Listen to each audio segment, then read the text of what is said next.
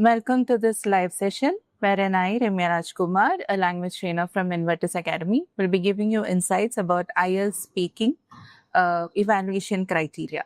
Before we begin, let's wait for a few seconds for others to join.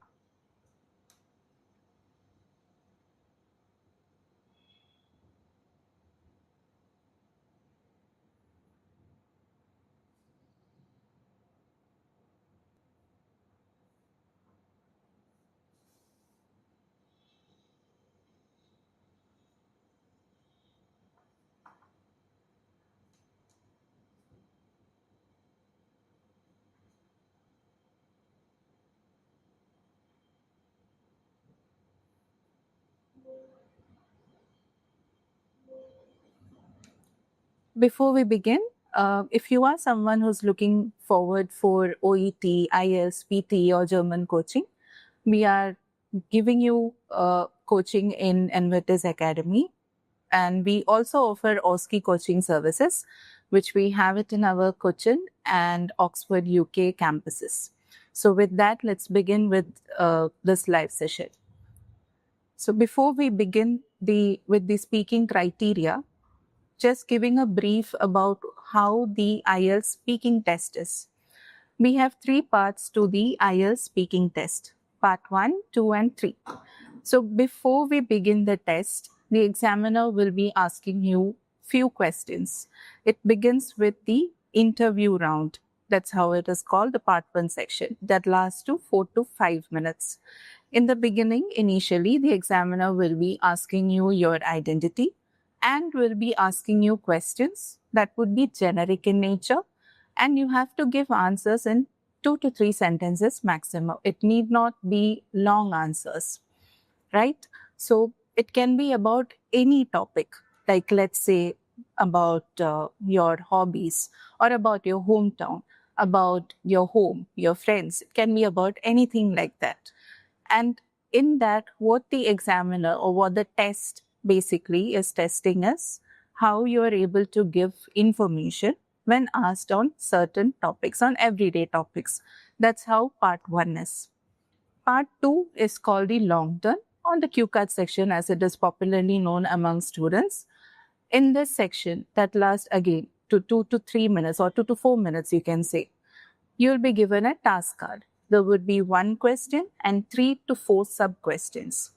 Here, your ability to answer in a longer time, like about any topic, that is being tested here. How you're able to organize your points, how you're able to organize your ideas logically and speaking it in a longer time. Here, you'll be given a task card, as I mentioned, and you'll have 1 minute preparation time and you have 2 minutes to speak. After 1 minute time, the examiner will be taking back the task card, but you can very well refer the notes while speaking. So that's how part 2 goes by. That's about part 1 and 2. In part 3, what happens is, it is a discussion round. The examiner will be asking you questions based on the topic that you got for part 2. For example, in part 2, let's say you got a question like, describe a movie that you saw recently. You should say what the movie was, when did you watch it, why did you like it, and will you refer that movie to someone, just for example. Part 3 questions will be solely based on the topic of movies. Nothing else will be asked. Now, this has to be a little more elaborative because this works as a discussion. You have to speak like, let's say, for 5 to 6 sentences at least, and it should be organized in a it should be well structured. There should be an introduction, like there should be a opening statement, reason to follow it, an example, and a conclusion. These 4 parts should be there in the discussion answer. Now, it's not possible to add examples for all the answers, but wherever you can add in examples, do add examples as well. So that's how part 3 goes by. Now, the whole IELTS speaking test lasts somewhere between 15 to 20 minutes maximum. That's about it. So that's how the speaking test goes by. Coming to the evaluation criteria, we have 4 criteria in this. One is fluency and coherence. Then we have lexical resources, then grammatical range and accuracy, and lastly, the pronunciation. Now, let's just check what is inside all of this. Now, as you might be knowing already, the score range is from band 0 to a band 9. And you have individual score as well as a band score. For the speaking test as well, you will be scored on these range, band 0 to band 9. And it will contribute to your overall band score, what you're getting in your speaking test. And it is assessed by an examiner. It need not be the examiner who is taking your speaking test that will evaluate your speaking, but it will be evaluated by an expert examiner. And you will also be having, or it is normally conducted as a face-to-face interview with a qualified IELTS examiner. That's how the exam is being conducted. Coming to the criteria of evaluating your IELTS speaking, first is fluency and coherence. Fluency, as the name suggests, what is this? It is just how fluently are you speaking. There shouldn't be any or any slangs like, actually, so, but. You might have seen, if you observe the way many celebrities speak in their interview, they often include words like this. Now, the reason why they have this is they are basically buying time. What to speak next? They are thinking about it. That's why they use such slangs. Here we are allowed to use it, but it shouldn't be in a frequent occurrence, right? So try your best not to include any hummings or any other slangs that you have while speaking. It should be fluent. Next thing is coherence. Coherence means how well organized is your answer. Now, when asked about, taking the previous example, when asked about your movie that you saw recently, you cannot just directly say that it was a good movie. That would not be a right way to say it. You have to say it in a well-structured manner, right? It should have an introduction, it should have the main content and the conclusion. It should follow that order when you are speaking. Otherwise, if you just randomly say points, what will happen? Your band score will go down. So make sure that when you are speaking, it follows or it is organized. The next thing is lexical resources. That refers to vocabulary. When you're speaking, try your best not to repeat words. If you have a good vocabulary, or try to build vocabulary, one way how to improve your vocabulary is try to maintain a notebook that would actually work as your personal dictionary. 2 words, maximum of 5 words, try to note down every day. In that, write synonyms of it. What part of speech is it? Is it a noun? Is it a verb? Or is it an adjective? Write that as well. Frame 2 to 3 sentences. And if it helps, you can also write down the meaning in your mother tongue. That would help you to remember it much easily. So by the time you are appearing for the test, you will have ample vocabulary. This actually will help not only for your speaking, but also for your writing test. So try to maintain a book like that, and you don't need to learn 10 or 20 words per day.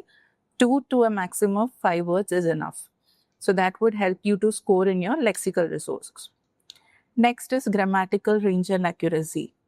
Here, when you are speaking, try to focus or not make mistaken tenses. When something is being asked about present, make sure that you speak in present tense, take care of the tenses, and also voices. Make sure that you're using a combination of passive and active voices.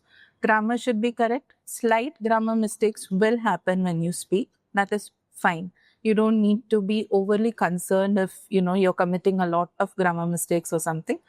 Slight mistakes are fine, but make sure it is not evident while you're speaking. Last thing is pronunciation.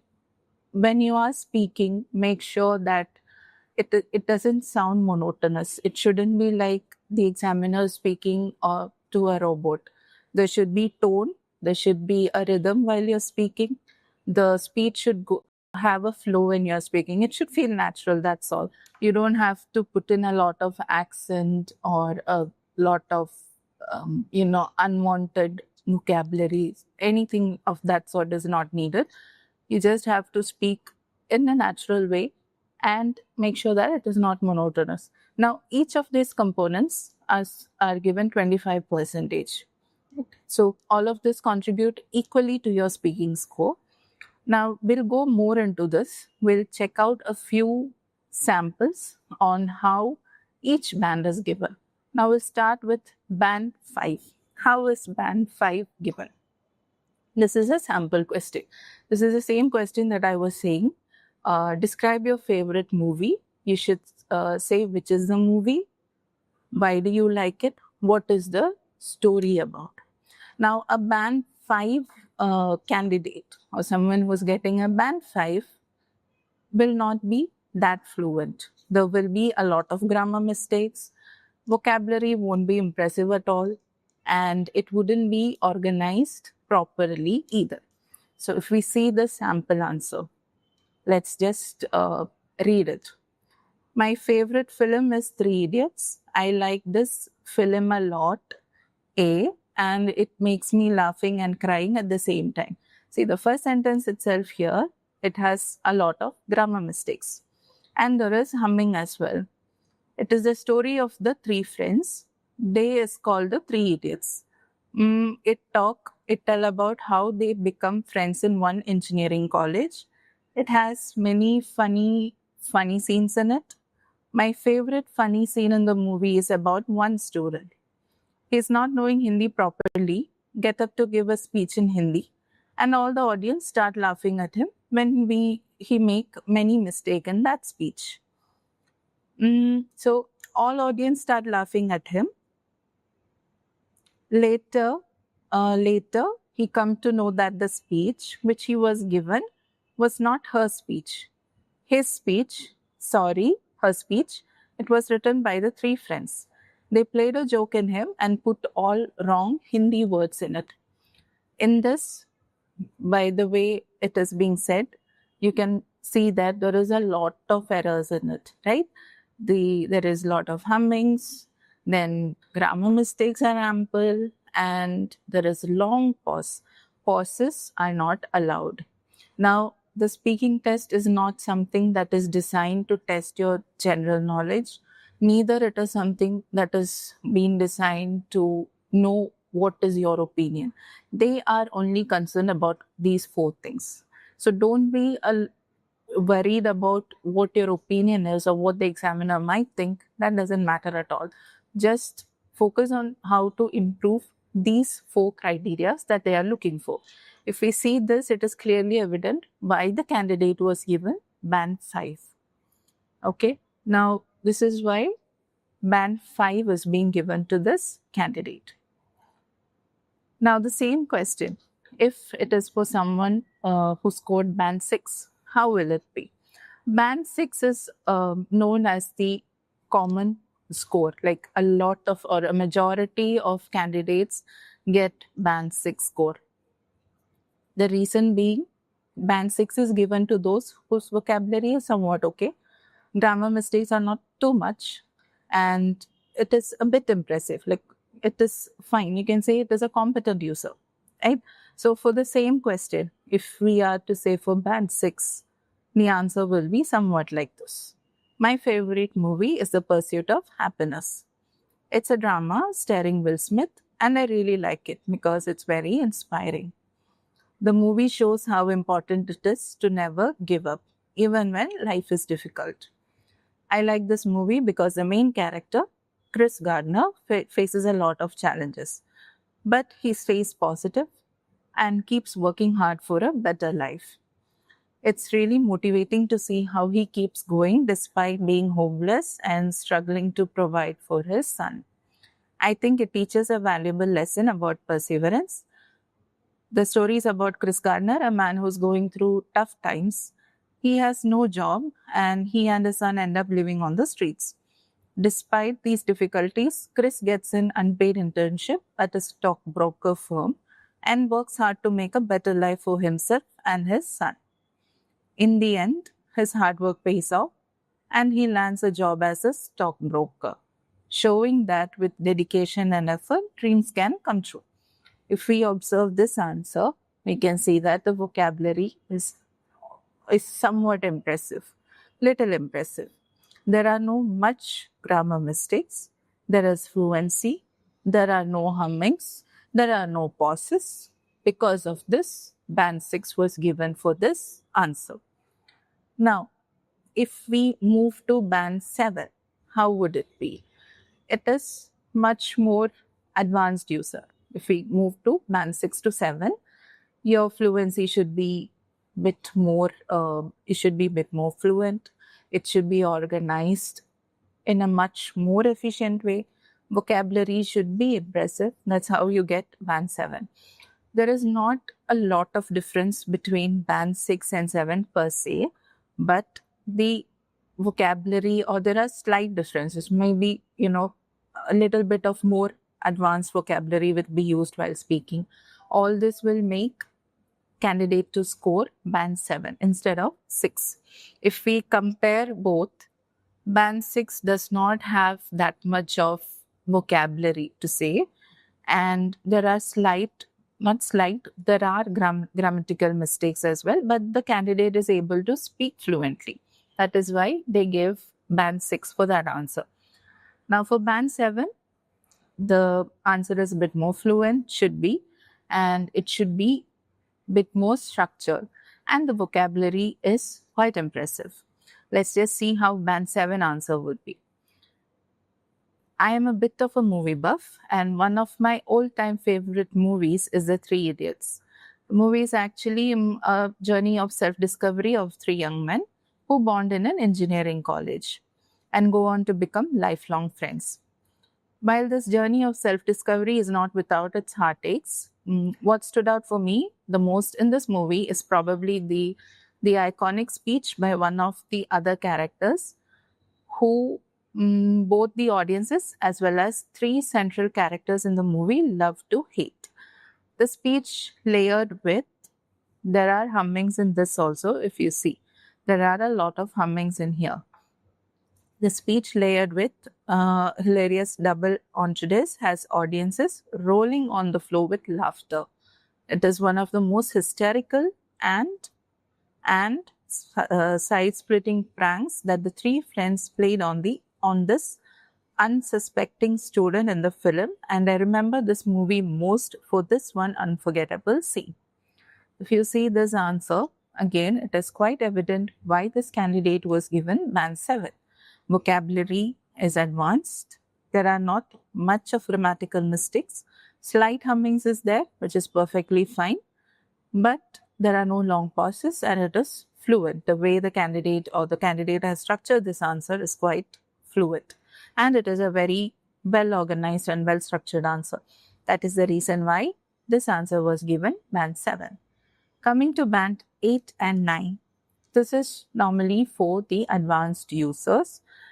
Band 8 is where the vocabulary is almost like a native or an expert user, you can say.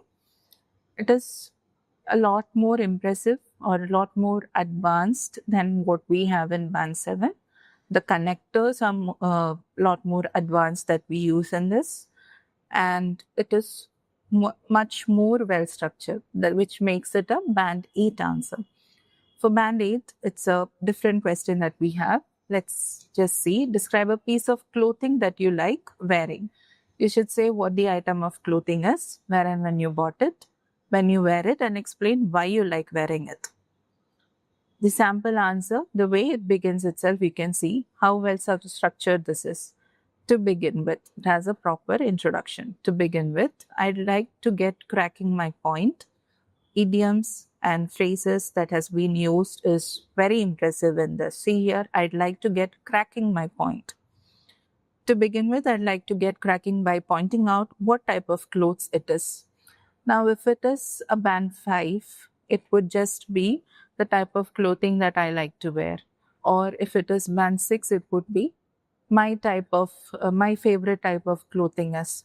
When it comes to band 8, you can see the difference, how well structured or how it is starting itself. The introductory point itself is impressive here. So it starts again with, to begin with, it begins like that. And I have to go for the hooded sweatshirt, which my mother gave me as a gift on my 18th birthday. In fact, it is not only an often worn item, but also become something old for me, since it was a gift in my turning age of 18 milestone. This piece of clothes is in deep ocean blue and with unique black polka dot, which is a perfect fit for my bright tone of skin. Its zip is made of pure bronze, bringing a sense of comfort whenever I open or close it. The thing that also makes it so special is the large pockets attached on two sides of the shirt, enabling me to store a myriad of odds at my own convenience. To say the truth, this sweatshirt fits me like a glove, and I always enjoy the comfortable feeling when I wear it. Therefore, I have used it like 1,000 times and still can't get enough of it. It is also a reminder of how my mother loved and cared for me in every aspect of life. Although it has become a little worn out now, I still keep it as a precious memory in my teenage years. This is a band aid answer. I don't think I have to explain the reason why mandate is being given for this answer, because it is quite evident how organized it is, how the structure is, how coherent it is. And you can evidently, or you can clearly see, there is an introduction, there is a proper introduction, then it goes to the main content, and then there is a conclusion as well. So this is how, when you are framing an answer, you only have 1 minute. So in that 1 minute, try to frame, note down the points, and then draft it in this manner that would help you to get a band 8. Coming to band 9, that is the highest band. This is for an expert user. Now, this is a sample answer that we have. Describe some good news that you received recently. You should say when you heard the news, who told you the news, what the news was, and explain why this was a good news. Now, when this answer is starting off in this note, well, last week I heard some fantastic news from my best friend.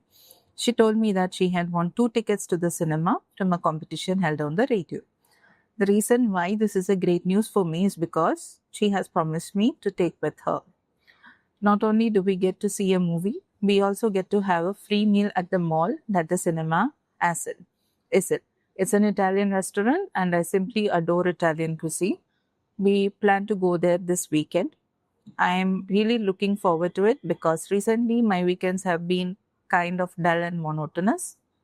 I've really just stayed around the house and been a bit of a couch potato, just watching TV and surfing the internet. So I'm really lucky to be able to hang out with my dearest friend and at the same time enjoy a night out on the town, eating great food, catching a movie, and not having to pay a cent. Now, this again, the way the answer is, that is clear enough why it is given band 9. If you observe from band 5 to 9, there is a huge difference. But between the bands, there are just slight variations, how you can get a higher band. Main thing is focus more on your fluency and on your coherence. That is the main thing. And also on your vocabulary. Rest, when you're speaking, avoid hummings and also grammar mistakes. Please do avoid it. So then you will be getting higher band. There are certain do's and don'ts for the IELTS speaking test. One thing is use fillers. What are fillers? As I mentioned in the beginning, fillers are words that basically buy you time. All these hummings or this, I'm not quite sure of it, I really don't know about this, or let's say, this is what I think of it, expressions like that. Now, one more thing in this speaking test is you might come across some topics that you don't know anything about. But as I said, this is not an exam designed to check your GK. This is a test designed to test your language skills. So if you do not know any answer, please don't say that I don't know and be silent. instead just say, I'm not sure of it, or I think this might be. Then you can just add on, like, I'm not quite sure of it. In that way, you are not being silent, you are answering to something. Make sure that you speak something. They are not more than the content. What they look for is the 4 criteria that has been explained before. Now, make proper use of 1 minute time. Make full use of it. Write notes. You can look at the paper, that's also fine. And in case you're not able to understand the examiner at any point, if you need clarification, you can very well ask the examiner, I'm sorry, I didn't get your point, or can you please repeat it? You can use these expressions and seek for clarification. And if, like in part 1, when you're speaking of, there, it's fine if you don't use that much of enhanced vocabulary. Save it for part 2 and 3 more than in part 1. Okay. And in part 3, it is best that you give both sides of the opinion or both sides of the argument. It will help you to develop your answer. So these are some things that can, actually help you to improve your score. Now, what are the things that you shouldn't do? Do not memorize answers, because that would be monotonous. You cannot dug up the day before the test. You need to have proper practice. Spare some time every day. What can you do? You can either, if you have someone whom you can speak to, that is the best thing. Otherwise, you can record and then listen to it. That way also you can identify where you are lacking or what you should improve. And don't be concerned about the examiner's opinion. You don't have to worry about it all. Do not base your answer on the way the examiner is behaving. Like, some examiners might be very friendly, some might not even look at you. There are different kinds of people. So don't be bothered about it. Just speak continuously. And don't prioritize grammar over fluency. Fluency is more important. Accent, don't worry about it. Just speak in your natural way. Don't rely on the examiner. The examiner will not give you any tips or clues or anything. You have to be by yourself. Don't be late as well. Reach early and be calm. Don't be nervous. It is just a speaking test. It's just like 15 to 20 minutes. And just try to take note of these criteria and prepare your answer and practice in the same way. So with this, we have come to the end of this session. If you have any questions or suggestions, please feel free to comment below. Thank you.